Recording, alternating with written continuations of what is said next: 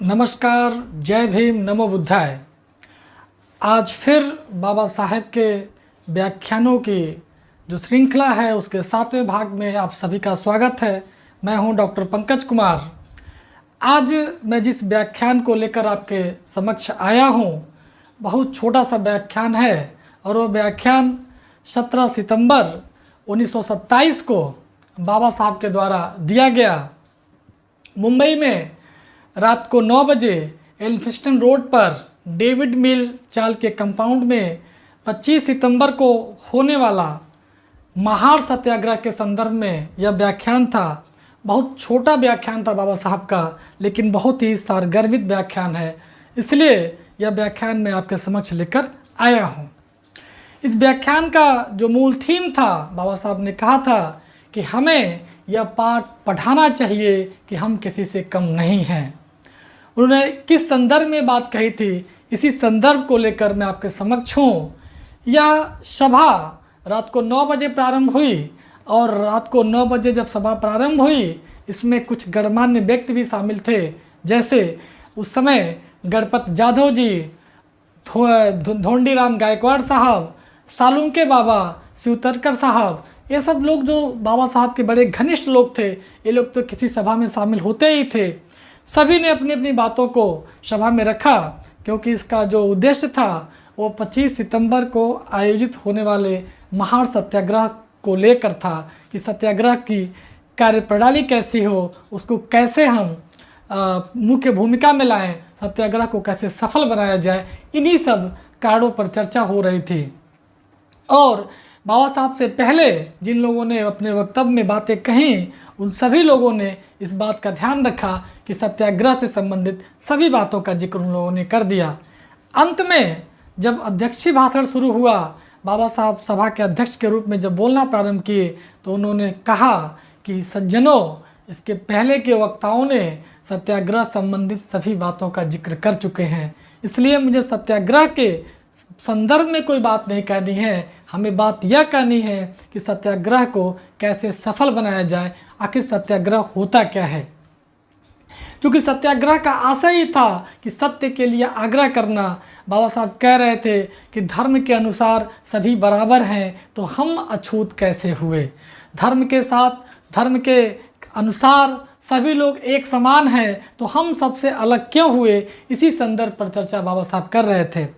बाबा साहब ने कहा कि हमें सबसे पहले ध्यान रखना होगा, हमें यह जानना होगा कि कोई श्रेष्ठ कैसे हो सकता है।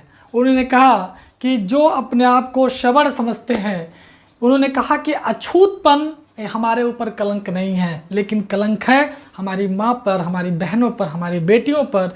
क्यों कलंक है? क्योंकि जो अपने आप को श्रवण समझते हैं, जो अपने आप को स्पर्श कहते हैं, मतलब जो छू सकते हैं, वो अगर अपने आप को समझते हैं, मैं पूछना चाहता हूँ इस सभा से कि आप बताइए उनकी माएँ श्रेष्ठ कैसे हो सकती हैं।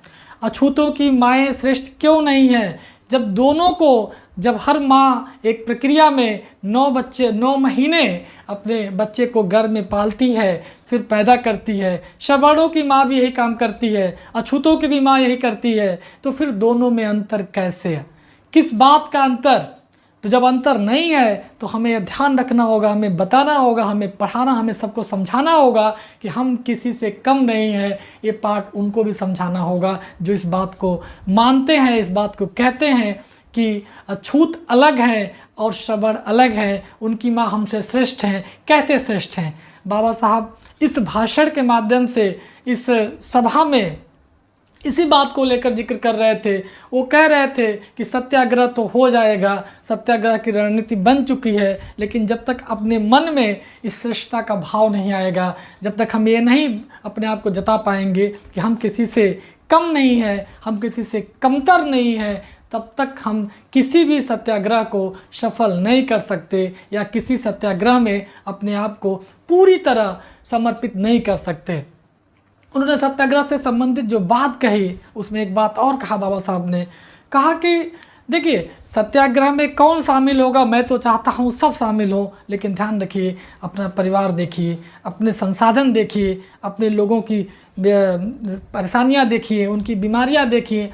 अगर जो व्यक्ति सक्षम नहीं है, जो व्यक्ति नहीं चाहता है, जो व्यक्ति उसमें समय नहीं दे सकता, तो कोई बात नहीं, वो कम से कम आर्थिक रूप से मदद करे, ताकि सत्याग्रह में किसी भी तरह से कोई कमी न रह जाए।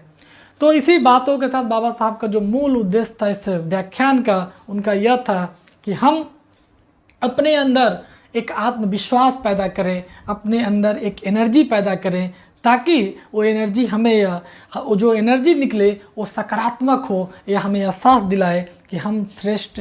अगर कोई कहता है कि हम श्रेष्ठ नहीं है, तो बताए कि श्रेष्ठ क्यों नहीं है। अगर हमारी माँ बहनें श्रेष्ठ नहीं है तो क्यों नहीं है, यह वो बताए। इसी बात को लेकर सभा में बाबा साहब अपने अध्यक्षीय भाषण के साथ सभा को भाषण दिया। उन्होंने सभा में संबोधित किया सभा को। उन्होंने अंततः कहा कि तैयार हो जाइए यह अपने अंदर के उस गुण को उजागर करने के लिए, जो किसी को श्रेष्ठ और नीचा दिखाता है। तो हम कम से कम अपने आप को नीचा मानना इनकार कर दें, नीचा मानने से खुद को इनकार कर दें, नीचा मानना बंद कर दें। तब संभव है कि यह सत्याग्रह हम जिस रूप में, जिस स्वरूप में चाहते हैं, उस स्वरूप में यह सत्याग्रह पूरी तरह आपके समक्ष सफल होकर दिखेगा। इन्हीं सब बातों के साथ बाबा साहब ने 25 सितंबर को होने वाले सत्याग्रह के लिए सभी को शुभकामनाएं दी। क्योंकि यह सभा रात को हो रही थी, काफ़ी भीड़ थी, इसमें कम से कम कई 100 लोग थे, इकट्ठा हुए थे। और रात में अगर 200-400-500 एक जगह इकट्ठा हो जाएं तो उस समूह का महत्व आप समझ सकते हैं, आप देख सकते हैं। तो इस कंडीशन में ये अध्यक्षीय भाषण बाबा साहब ने समाप्त किया। और इस अध्यक्षीय भाषण का जो मेन थीम मैंने आपको बताया कि वह लोगों को निडर बनाना चाहते थे, वह अपने लोगों को अपनी मुख्य धारा में आत्मविश्वास के साथ लाना चाहते थे, ताकि जब हम संघर्ष करें, सत्याग्रह करें, तो मन में यह नीच भावना बिल्कुल ना आए कि कोई हमसे श्रेष्ठ भी है, बल्कि हम सभी बराबर हैं। तब हमारा सत्याग्रह सफल हो सकता है। बाबा साहब के इस व्याख्यान में बस इतना ही। नेक्स्ट व्याख्यान में फिर एक नए टॉपिक के साथ, एक नए मूल मंत्र के साथ आपके समक्ष हाजिर होऊंगा। बहुत बहुत धन्यवाद आप सभी का। जय भीम, नमो बुद्धाय।